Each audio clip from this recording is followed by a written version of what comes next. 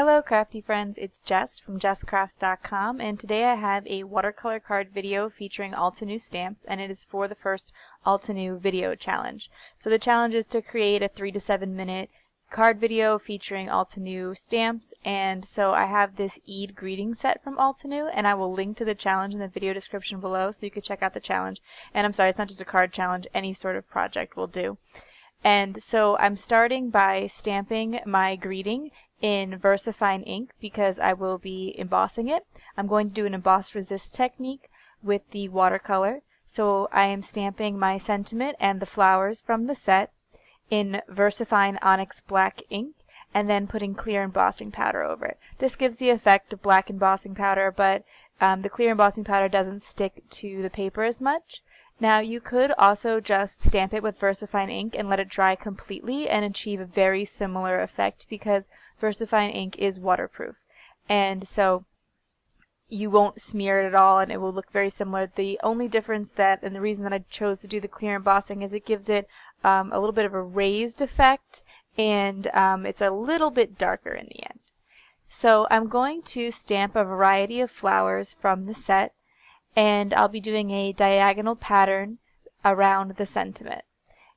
I was having a little bit of difficulty with the stamping because I'm using the textured side of Tim Holtz watercolor paper from Ranger, and so the stamps weren't coming out 100% clear, and like I said, I think that's just from the texture of the paper, and I found that if I stamped with a little bit more pressure, I was getting a clearer image. But later on in the video, I will show you how to fix any little areas where the stamping wasn't completely clear. It's a little bit hard to see on videos, on video, the instances where the stamping's a little bit messed up, but like I said, I'll address that later.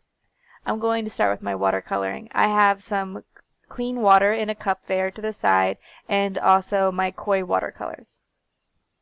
I wanted to try the effect of adding water first and then placing on the watercolor because I like that really artsy look that it gives where you can see that clear line of the watercolor drying. And I've been trying to watch some other videos about watercoloring. When I did my 2,000 subscriber giveaway, a couple people had asked about seeing some more watercoloring, and it is something I really enjoy, so I'm just going to try to mix it up a little bit here today with some watercolor. I decide to create a diagonal stripe with the watercolor similar to the one created by the flowers, and I'm going to color all over everything. Even though the flowers in the end will be colored, they are just going to be painted over with a darker color, so it doesn't matter that I'm getting this orange color into the flowers at this point.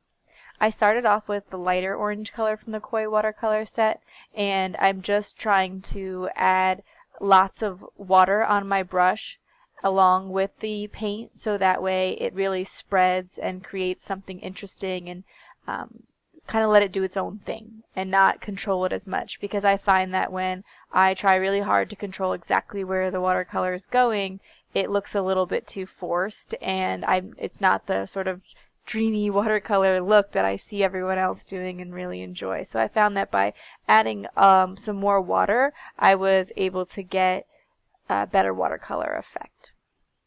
And like I said before, I want to color in the flowers, but I don't want to have to color the watercolor all around each flower, so I decided that I would do a light background and then color the flowers darker so that it would cover right over the orange background paint.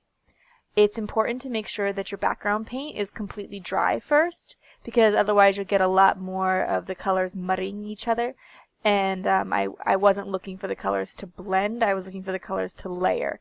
While the orange will be activated a little bit by the addition of the water for the blue, if it's dry, it won't be as much.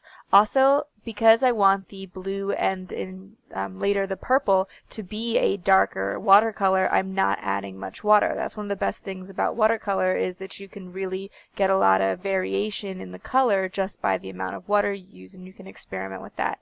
So I'm adding only a very small amount of water to my blue paint, and then the same thing with the purple, so that I have some blue and some purple flowers. Once I finished that, I decided that I wanted it to look a little bit more messy and artsy, and so I decided to dip my brush in some water and then the orange paint and just flick it on so that there's just little droplets of color falling where they will. This does get some droplets of orange on top of the roses or the flowers there, and so you see that all I do is dab it with a baby wipe and it picks up the orange color without picking up too much of the blue or the purple because those are completely dry at this point. But I also am going back and just dabbing each of the flowers with a clean baby wipe and the sentiment because I want to make sure any watercolor paint that is dried on top of the embossed area is removed just a little bit to make it stand out and be a little bit more of a solid black. Now I mentioned before I would talk about how you could go back and fix any lines that weren't quite solid. Here is a Pitt Artist pen and it is waterproof, and so I'm just drawing in any of the black lines that weren't perfect. Then I decided I needed just one last thing to finish off this card, and so I have some sequins from My Style Stamps. I really like their sequins because they're super sparkly, but also a really great price, $1 for a package, and so I have all of the colors. And I just chose the slightly darker yellow, this saffron color, I believe it was called, and it adds just that little bit of interest and finishing touch to this card, and I'm just going to put the sequins in the places where I'm finding a little bit of a gap. I wasn't able to always fit a flower in the spaces, and so the sequins help fill that out a little bit, and I try to keep in mind little visual triangles between the sequins so that they're not all in a straight line. And that's it for my card today. If you enjoyed this video, please give it a thumbs up. If you're interested in more crafty videos, you can subscribe to my channel. I'm going to leave you a link to the challenge, as mentioned before, and also to the products in the video description below.